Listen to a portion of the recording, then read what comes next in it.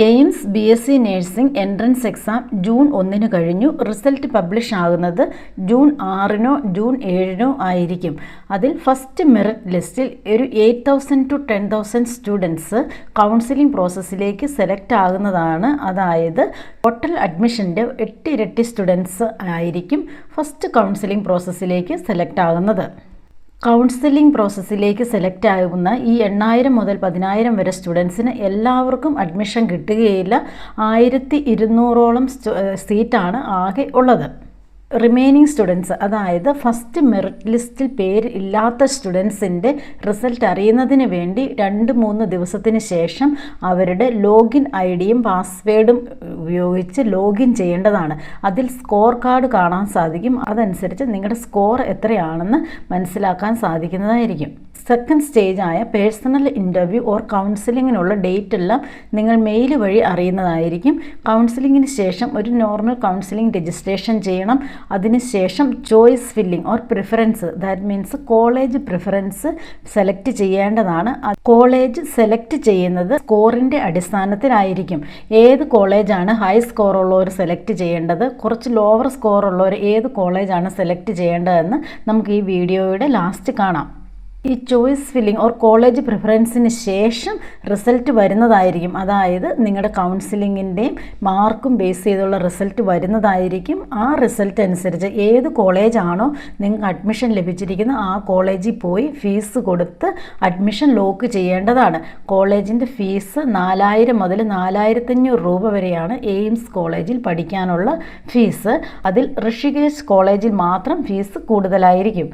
അതിനുശേഷം second merit list publish ആകുന്നതായിരിക്കും. നിർബന്ധമില്ല ഫസ്റ്റ് മെറിറ്റ് ലിസ്റ്റിൽ തന്നെ അഡ്മിഷൻ ഫില്ലായെങ്കിൽ സെക്കൻഡ് മെറിറ്റ് ലിസ്റ്റ് പബ്ലിഷ് ആകാനുള്ള ചാൻസ് ഇല്ല. ഈ സെക്കൻഡ് മെറിറ്റ് ലിസ്റ്റിൽ ഒരു 14,000 വരെ റാങ്ക് ഉള്ള സ്റ്റുഡൻസിനെ ആയിരിക്കും കൗൺസിലിംഗ് സെലക്ട് ആകുന്നത്. കൗൺസിലിംഗ് ആദ്യം പറഞ്ഞതുപോലെ തന്നെ കൗൺസിലിംഗ് കഴിഞ്ഞ് ഒരു സാധാരണ കൗൺസിലിംഗ് രജിസ്ട്രേഷൻ, ജസ്റ്റ് പേരും അങ്ങനെയുള്ള ബേസിക് ഇൻഫർമേഷൻ കൊടുത്തുള്ള രജിസ്ട്രേഷനാണ്. അതിനുശേഷം റിസൾട്ട് പബ്ലിഷ് ആകും. ആ റിസൾട്ട് അനുസരിച്ച് നിങ്ങളുടെ കോളേജ് നിങ്ങൾ പോയി അഡ്മിഷൻ ബ്ലോക്ക് ചെയ്യേണ്ടതാണ്. അതിനു മുമ്പ് ചോയ്സ് ഫില്ലിങ്ങും പ്രിഫറൻസും ആദ്യത്തെ മെറിറ്റ് ലിസ്റ്റ് പറഞ്ഞ പോലെ തന്നെയാണ് സെക്കൻഡ് മെറിറ്റ് ലിസ്റ്റിൻ്റെയും പ്രോസസ്സ്. ഇങ്ങനെയാണ് എയിംസിലേക്കുള്ള അഡ്മിഷൻ നടക്കുന്നത്. ഇനി കോളേജ് പ്രിഫറൻസ് എങ്ങനെയാണ്, എത്ര സ്കോർ അനുസരിച്ചാണ് കോളേജ് പ്രിഫർ ചെയ്യേണ്ടത് അല്ലെങ്കിൽ ചൂസ് ചെയ്യേണ്ടത് എന്ന് നോക്കാം. ഹൈ സ്കോറുള്ള സ്റ്റുഡൻസിനാണ് ഈ ആദ്യം കാണുന്ന 5 കോളേജ്, അതായത് AIIMS New Delhi, AIIMS Jodhpur, AIIMS Bhubaneswar, AIIMS Rishikesh, AIIMS Bhopal. ഈ 5 കോളേജിൽ അഡ്മിഷൻ ലഭിക്കാൻ സാമാന്യം ഏറ്റവും ഹൈ സ്കോർ തന്നെ വേണം. എത്രയാണ് ഈ കോളേജുകളിലേക്കുള്ള കട്ട് ഓഫ് മാർക്ക് എന്ന് നമുക്ക് ഈ വീഡിയോയിൽ തന്നെ കാണാം. അതിന് താഴെ മാർക്കുള്ളവർ AIIMS Gorakhpur, AIIMS Patna, AIIMS Raipur, AIIMS Nagpur, AIIMS Jammu ഇത് ചൂസ് ചെയ്യേണ്ടതാണ്. അതിലും താഴെ സ്കോർ ഉള്ളവരാണ് ബാക്കിയുള്ള കോളേജസ് സെലക്ട് ചെയ്യേണ്ടത്. ലാസ്റ്റ് കാണുന്ന ഈ 3 കോളേജസ്, അതായത് എയിംസ് ബിബിനഗർ, എയിംസ് കല്യാണി, എയിംസ് ബിൽസാപൂർ, ഇത് ഏറ്റവും പുതിയതായുള്ള എയിംസിൻ്റെ കോളേജസ് ആണ്. ഇങ്ങോട്ടുള്ള കട്ട് ഓഫ് മാർക്കും കുറവായിരിക്കും. ഈ കോളേജസിലേക്ക് കമ്പയർ ടു അതർ കോളേജ് കുറഞ്ഞ സ്കോർ മതിയാകും. ഈ കോളേജസിൻ്റെ ലിസ്റ്റൊക്കെ നിങ്ങൾ കോളേജ് ചൂസ് ചെയ്യുമ്പോൾ അല്ലെ പ്രിഫറൻസ് ലിസ്റ്റ് ചൂസ് ചെയ്യുമ്പോൾ സ്കോർ അനുസരിച്ച് സെലക്ട് ചെയ്യേണ്ട കോളേജിൻ്റെ ഒരു ലിസ്റ്റാണ് ഈ കാണുന്നത്. കട്ട് ഓഫ് മാർക്ക് കൂടെ നോക്കാം. എയിംസ് ഡൽഹി ആണെങ്കിൽ ജനറൽ കാറ്റഗറിക്ക് 85, EWS 75, OBC 76, SC 67, ST 65. AIIMS Jodhpur ആണെങ്കിൽ general category 78, EW 70, OBC 73, SC 67, ST 63. ഭുവനേശ്വരും പാറ്റ്നയും ഏകദേശം ഒരേ സ്കോർ ലെവലാണ് വേണ്ടത്. ഇതിൽ സ്കോർ 75 ആണ് ജനറൽ കാറ്റഗറിയുടെ കട്ട് ഓഫ്, EWS 68 ആണ്, OBC 70, SC 65, ST 60. Rishikesh general കാറ്റഗറിക്ക് 72 ആണ് cut off, EWS 66, OBC 65, SC 62, ST 58. Rishikesh college of നഴ്സിംഗിൽ മറ്റു കോളേജുകളെ അനുസരിച്ച് ഫീസ് കുറച്ച് കൂടുതലാണ്. അത് നിങ്ങളൊന്ന് മൈൻഡ് ചെയ്യുക. എയിംസ് ഭോപ്പാൽ ജനറൽ കാറ്റഗറിക്ക് 70% ആണ് cut off, EWS 63, OBC 63, SC 60, ST 55.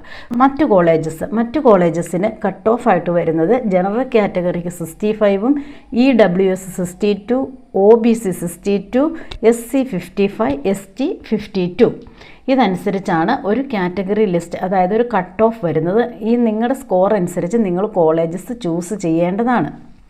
Next, documents required for counselling. എന്തെല്ലാം ഡോക്യുമെൻറ്റ്സ് ആണ് കൗൺസിലിങ്ങിന് പോകുമ്പോൾ നിങ്ങളുടെ കയ്യിൽ വേണ്ടത്? ഇതൊരു ഫയലായിട്ട് നേരത്തെ തന്നെ പ്രിപ്പയർ ചെയ്ത് വെക്കേണ്ടതാണ്.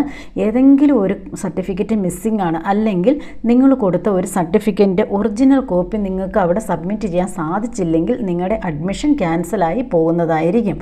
ഫസ്റ്റ് അഡ്മിറ്റ് കാർഡാണ്. അഡ്മിറ്റ് കാർഡിൻ്റെ ഒരു കോപ്പി നിങ്ങളുടെ കയ്യിൽ വേണം. Next, basic registration print out, final registration print out. Basic registration ഇല്ലെങ്കിൽ ഫൈനൽ രജിസ്ട്രേഷൻ മസ്റ്റായിട്ടും വേണം. പാസ്പോർട്ട് ഫോട്ടോഗ്രാഫ്സ്, അതൊരു 15 മുതൽ 20 വരെ പാസ്പോർട്ട് ഫോട്ടോഗ്രാഫ്സ് വേണ്ടതാണ്. ബേസിക് രജിസ്ട്രേഷന് അപ്ലോഡ് ചെയ്ത ആ ടൈപ്പുള്ള ഫോട്ടോഗ്രാഫ്സ് കയ്യിലിരുന്നാൽ മതി. ഡൊമിസൈൽ സർട്ടിഫിക്കറ്റ് ആണ്, അത് SLCയുടെ ഫ്രണ്ട് പേജ് ആയാൽ മതി.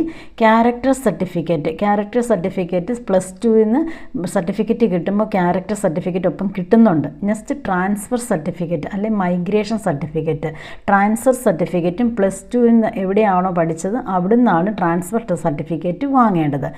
ആധാർ കാർഡാണ്. Aadhaar card updated Aadhaar card എന്ന് എഴുതിയിട്ടുണ്ട്. Updated Aadhaar card means Aadhaar കാർഡിലുള്ള ഫോട്ടോഗ്രാഫ്സ് 5 വർഷത്തിന് മുമ്പുള്ളതാകാൻ പാടില്ല. ദാറ്റ് മീൻസ് 5 വർഷത്തിന് ഉള്ളിലുള്ളതായിരിക്കണം. ഇനി വളരെ പഴയ ആധാർ കാർഡാണ് കയ്യിലുള്ളതെങ്കിൽ പുതിയ ആധാർ കാർഡിന് അപ്ലൈ ചെയ്യേണ്ടതാണ്. റിന്യൂവലിന് വേണ്ടി അപ്ലൈ ചെയ്യണം. അപ്ലൈ ചെയ്യുമ്പോൾ ഒരു റെസിപ്റ്റ് കിട്ടും. ആ റെസിപ്റ്റ് കൊണ്ടുവന്നാലും മതി. പഴയ ആധാർ കാർഡും ആ റെസിപ്റ്റും കൊണ്ടുവരിക. അങ്ങനെ കൊണ്ടുവന്നാലും മതി. 10ാം ക്ലാസ്സിൻ്റെ mark sheet, 12th mark sheet, കയ്യിലുള്ള എല്ലാ മാർക്ക് ഷീറ്റും വേണം. ഈ മാർക്ക് ഷീറ്റിനോടൊപ്പം ചില സ്ഥലങ്ങളിലൊക്കെ പഠിക്കുമ്പം 10ാം ക്ലാസ്സിൻ്റെയും പാസ് സർട്ടിഫിക്കറ്റ് കിട്ടുന്നുണ്ട്. അങ്ങനെ പാസിംഗ് സർട്ടിഫിക്കറ്റ് കിട്ടുന്നുണ്ടെങ്കിൽ ആ സർട്ടിഫിക്കറ്റും വേണം. PWD കാറ്റഗറിയിലുള്ളവർ വാലിഡ് ആയിട്ടുള്ള മെഡിക്കൽ സർട്ടിഫിക്കറ്റും സബ്മിറ്റ് ചെയ്യേണ്ടതാണ്. ആവശ്യമായ സർട്ടിഫിക്കറ്റുകളെക്കുറിച്ച് ഒന്നുകൂടെ പറയാം. അഡ്മിറ്റ് കാർഡ്, അതിന് പ്രിൻ്റ് ഔട്ട് ആവശ്യമില്ല. ബേസിക് രജിസ്ട്രേഷൻ്റെ ഫൈനൽ രജിസ്ട്രേഷനും പ്രിൻ്റ് ഔട്ട് നിങ്ങളുടെ കയ്യിൽ എക്സ്ട്രാ ആവശ്യമില്ല. പാസ്പോർട്ട് ഫോട്ടോഗ്രാഫ്സ് ഒരു 15 മുതൽ 20 വരെ ഞാൻ വേണമെന്ന് പറഞ്ഞു, അത് അത്യാവശ്യമാണ്. കാറ്റഗറി സർട്ടിഫിക്കറ്റ്, അതിൻ്റെ പ്രത്യേകതകളെക്കുറിച്ചൊക്കെ ലാസ്റ്റ് പറയാം. PW സർട്ടിഫിക്കറ്റിൻ്റെ ഒറിജിനൽ നിങ്ങളുടെ കയ്യിൽ വേണം. അതിൻ്റെ പ്രിൻ്റ് ഔട്ടും വേണമെങ്കിൽ ഒരു കോപ്പി, അതിൽ 2 കോപ്പി കയ്യിലിരിക്കുന്നത് നല്ലതാണ്. NOC ഞാൻ ഓൾറെഡി പറഞ്ഞതാണ്. ഏതെങ്കിലും കോളേജസിൽ പഠിച്ചുകൊണ്ടിരിക്കുവാണെങ്കിൽ ആ NOC സർട്ടിഫിക്കറ്റ് വേണം. അതിൻ്റെ ഒറിജിനൽ ഉണ്ടായാൽ മതി. ഡൊമിസൈൽ സർട്ടിഫിക്കറ്റ് SLCയുടെ ഫ്രണ്ട് പേജാണ്. അതിൻ്റെ ഉണ്ടെങ്കിൽ, അത് അത്ര അത്യാവശ്യമുള്ളതല്ല, ഉണ്ടെങ്കിൽ അതിൻ്റെ 2 കോപ്പി നിങ്ങളുടെ കയ്യിൽ വേണം. ക്യാരക്ടർ സർട്ടിഫിക്കറ്റിൻ്റെ കോപ്പിയുടെ ആവശ്യമില്ല. ട്രാൻസ്ഫർ സർട്ടിഫിക്കറ്റിൻ്റെ ഒറിജിനൽ കൊടുത്താൽ മതി, കോപ്പിയുടെ ആവശ്യമില്ല. ആധാർ കാർഡിന് ഈ ഒറിജിനൽ കൂടാതെ 3 കോപ്പിയെങ്കിലും നിങ്ങളുടെ കയ്യിൽ വേണം. മാർക്ക് ഷീറ്റിന് ഒറിജിനൽ കൂടാതെ 3 കോപ്പിയെങ്കിലും നിങ്ങളുടെ കയ്യിൽ വേണം. ഈ കോപ്പീസ് എല്ലാം സെൽഫ് അറ്റസ്റ്റഡ് ആയിരിക്കണം. സെൽഫ് അറ്റസ്റ്റഡ് എന്ന് പറഞ്ഞാൽ നിങ്ങൾ തന്നെ അത് വെരിഫൈ ചെയ്ത് സൈൻ ചെയ്തതായിരിക്കണം. അത് പുറത്ത് കൊണ്ടുപോയി സൈൻ ചെയ്യിപ്പിക്കേണ്ട ആവശ്യമില്ല. സെൽഫ് അറ്റസ്റ്റഡ് മീൻസ് നിങ്ങൾ തന്നെ സൈൻ ചെയ്തത് ആയിരിക്കണം. അതായത് എല്ലാത്തിൻ്റെയും കോപ്പി എക്സ്ട്രാ നിങ്ങളുടെ കയ്യിൽ വേണം. വേണ്ടാത്തത് അഡ്മിറ്റ് കാർഡാണ്. അതും ഒരു എക്സ്ട്രാ കോപ്പി ഇരിക്കുന്നതുകൊണ്ട് കുഴപ്പമില്ല. പക്ഷേ ബാക്കി കോപ്പികളൊക്കെ വേണം. ആ സമയത്ത് നിങ്ങൾക്ക് കോപ്പി എടുക്കാൻ പോകാനൊന്നും ചിലപ്പോൾ സമയം കിട്ടത്തില്ല. എപ്പോഴും എക്സ്ട്രാ കയ്യിലിരിക്കുന്നതായിരിക്കും നല്ലത്. ആവശ്യമായ സർട്ടിഫിക്കറ്റ്സിനെ കുറിച്ചൊക്കെ പ്രോസ്പെക്ടസിൽ വളരെ ക്ലിയർ ആയിട്ട് പറഞ്ഞിട്ടുണ്ട്. നിങ്ങൾ വീഡിയോ മാത്രം ഡിപ്പെൻഡ് ചെയ്യാതെ പ്രോസ്പെക്ടസ് കൂടി ഒന്നുകൂടി വെരിഫൈ ചെയ്യേണ്ടതാണ്. അതിൽ പറഞ്ഞ എല്ലാ കാര്യങ്ങളും ഞാൻ പറഞ്ഞിട്ടുണ്ട്. നിങ്ങൾക്ക് ഒന്നും കൂടി അത് വെരിഫൈ ചെയ്ത് നോക്കുക. കാറ്റഗറി സർട്ടിഫിക്കറ്റ് സബ്മിഷനിൽ OBC NCL കാറ്റഗറിയിൽ ഉള്ളവർ സബ്മിറ്റ് ചെയ്യേണ്ട സർട്ടിഫിക്കറ്റ് വാലിഡ് ആയിരിക്കണം. വാലിഡ് മീൻസ് ഏപ്രിൽ 1 മെയ് 15 ഇടയിലുള്ളതായിരിക്കണം. ഏപ്രിൽ 1 മെയ് 15 ഈ 2 ഡേറ്റും കൺസിഡർ ചെയ്യുന്നതാണ്. ഇത് സെൻട്രൽ പർപ്പസിന് വേണ്ടിയിട്ടുള്ളതായിരിക്കണം. ഇതെല്ലാം പ്രോസ്പെക്ടസിലുള്ളതാണ്. സെൻട്രൽ പർപ്പസിന്, അതായത് സെൻട്രൽ ഗവൺമെൻറ് ഇൻസ്റ്റിറ്റ്യൂഷനിലേക്ക് ഉള്ളതായിരിക്കണം. എങ്കിൽ മാത്രമേ ഇത് അക്സെപ്റ്റ് ചെയ്യുകയുള്ളൂ. ഇതിൻ്റെ ഫോമാറ്റ് ഏത് രീതിയിലുള്ള ഫോമാറ്റിലാണ് വേണ്ടതെന്ന് ഈ പ്രോസ്പെക്ടസിൻ്റെ ലാസ്റ്റ് പറയുന്നുണ്ട്. നിങ്ങൾ സർട്ടിഫിക്കറ്റ് വാങ്ങിക്കുമ്പോൾ ആ ഫോമാറ്റ് പറയുന്ന എല്ലാ കാര്യങ്ങളും അത് മെൻഷൻ ചെയ്തതായിരിക്കണം. ഇത് ഇംഗ്ലീഷോ ഹിന്ദിയോ ആയിരിക്കണം. ഇംഗ്ലീഷിലോ ഹിന്ദിയിലോ ആയിരിക്കണം. മലയാളത്തിൽ അക്സെപ്റ്റ് ചെയ്യുന്നതായിരിക്കുകയില്ല. EWS കാറ്റഗറിയിലുള്ളവരും ആവശ്യമായ സർട്ടിഫിക്കറ്റ് സബ്മിറ്റ് ചെയ്യേണ്ടതാണ്. അതിൻ്റെ ഫോമാറ്റ് EWS കാറ്റഗറിയിലുള്ളവർ അതും ആവശ്യമായ സർട്ടിഫിക്കറ്റ് സബ്മിറ്റ് ചെയ്യേണ്ടതാണ്. അതും പ്രോസ്പെക്ടസിൻ്റെ ലാസ്റ്റ് പറഞ്ഞിട്ടുണ്ട് ഏത് രീതിയിലുള്ള ഫോമാറ്റിലുള്ള സർട്ടിഫിക്കറ്റാണ് വേണ്ടത് എന്ന്. പേഴ്സൺ വിത്ത് ഡിസബിലിറ്റി അതിൻ്റെ സർട്ടിഫിക്കറ്റും, അതായത് എന്തെല്ലാം എലിജിബിലിറ്റി ക്രൈറ്റീരിയ എല്ലാം പ്രോസ്പെക്ടസ് വളരെ ക്ലിയർ ആയിട്ട് കൊടുത്തിട്ടുണ്ട്. അത് പ്രോസ്പെക്ടസ് തന്നെ വായിച്ച് മനസ്സിലാക്കേണ്ടതാണ്. ഒരു വീഡിയോയിലൂടെ അത് മുഴുവൻ പറഞ്ഞ് മനസ്സിലാക്കാൻ സാധിക്കുകയില്ല. ഈ പറഞ്ഞ എല്ലാ കാറ്റഗറി സർട്ടിഫിക്കറ്റിൻ്റെയും ഇൻക്ലൂഡിങ് PWD സർട്ടിഫിക്കറ്റിൻ്റെയും ഫോമാറ്റ് പ്രോസ്പെക്ടസിൻ്റെ ലാസ്റ്റ് പേജസിൽ, അതായത് പേജ് നമ്പർ 63 മുതൽ വളരെ ക്ലിയർ ആയിട്ട് കൊടുത്തിട്ടുണ്ട്. നിങ്ങൾ ആ ഫോമാറ്റ് ഒന്നുകൂടി ഒന്ന് വെരിഫൈ ചെയ്യുക. നിങ്ങൾക്ക് കിട്ടിയിരിക്കുന്ന സർട്ടിഫിക്കറ്റ് ആയിട്ട് ഒന്ന് നോക്കുക അതുപോലെ തന്നെയാണോ എന്ന്. ഈ പറയുന്ന എല്ലാ ഡീറ്റെയിൽസും നിങ്ങളുടെ കയ്യിലിരിക്കുന്ന സർട്ടിഫിക്കറ്റിലും വേണ്ടതാണ്. OBC NCL certificate proforma page number 66, അതായത് പ്രോസ്പെക്ടസിൻ്റെ പേജ് നമ്പർ 66 കൊടുത്തിട്ടുണ്ട്. അതനുസരിച്ച് തന്നെ വാങ്ങിക്കുക.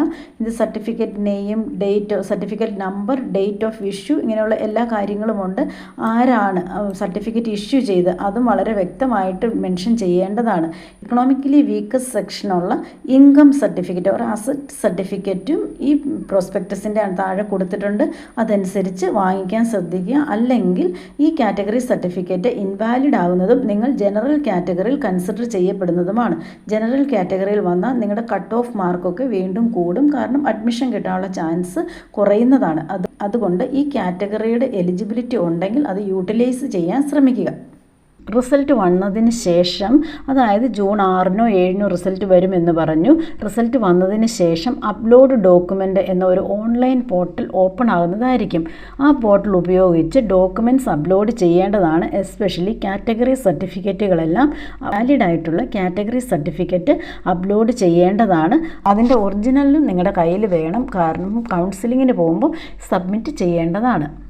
ഇതുകൂടാതെ ഏതെങ്കിലും കോളേജിലോ വേറെ ഏതെങ്കിലും കോഴ്സിനോ ജോയിൻ ചെയ്തിട്ടുണ്ടെങ്കിൽ അവിടെ നിന്നുള്ള NOC സർട്ടിഫിക്കറ്റ് വേണം. നോൺ ഒബ്ജക്ഷൻ സർട്ടിഫിക്കറ്റും കൂടെ കൊണ്ടുവന്നാൽ മാത്രമാണ് എയിംസിലേക്കുള്ള അഡ്മിഷൻ നടക്കുകയുള്ളൂ. അതുകൊണ്ട് ഇപ്പോൾ കറൻ്റ്ലി എവിടെയെങ്കിലും പഠിക്കുകയാണെങ്കിൽ അവിടെ നിന്നുള്ള നോൺ ഒബ്ജക്ഷൻ സർട്ടിഫിക്കറ്റ് വേണ്ടതാണ്.